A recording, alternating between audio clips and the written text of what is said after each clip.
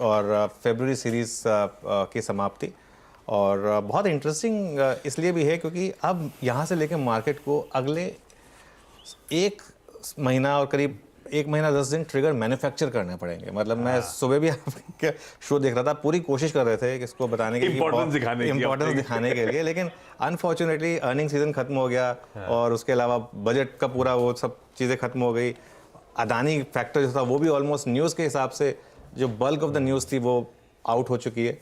और तब थोड़ा देखना होगा मार्केट किस तरीके से किन खबरों को लैच ऑन करेगा, ये देखना जरूरी होगा। हाँ, ये इंटरेस्टिंग, हमें शायद खबरें मैन्युफैक्चर करनी पड़े, इंपॉर्टेंस तवज्जो ज़्यादा देना पड़े, क्योंकि इस हफ्ते वाकई हमारी एक्सपायरी के अलावा ऐसा कोई मीनिंगफुल नोटवर्दी इवेंट है नहीं। वो तो पिछली बैठकों के मिनट सामने आने, आरबीआई के वेडनेसडे को, थर्सडे को एफओएमसी के जो यूएस की कमेटी थी उसके मिनट सामने आएंगे, और उसी दिन उनका Q4 जीडीपी का सेकेंड एडवांस एस्टिमेट आएगा। तो ठीक है, बहुत ज़्यादा इंपैक्टिंग नहीं रहता ये सब डेवलपमेंट्स, पर ठीक है, इन सब पे नजरें बनी रहेंगी इस हफ्ते। लेकिन आज के संकेतों के साथ अब मैं शुरुआत कर रहा हूं।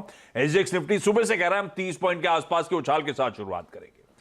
दरअसल फ्राइडे को जो हमारा मार्केट फ्राइडे को प्रेशर में बंद हो रहा था, तो उस समय यूएस के फ्यूचर्स भी 1/3 से 2/3 दबाव में थे, पर फ्राइडे का एक्चुअल सेशन स्क्रीन पर आएगा मिक्स रहा। दरअसल ऐसा नहीं था अक्रॉस द बोर्ड वीकनेस। डाउ इन ग्रीन बंद हुआ, 1/3% मजबूत था, और नैस्डैक का प्रेशर कंटिन्यूड रहा, आधे % से ज्यादा की कमजोरी।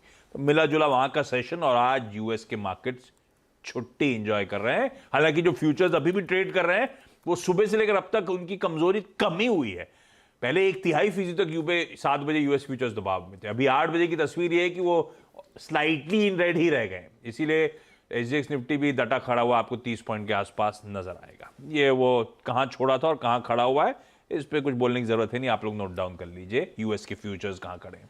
लेकिन नीरज जी, मिला जुला कामकाज रहा फ्राइडे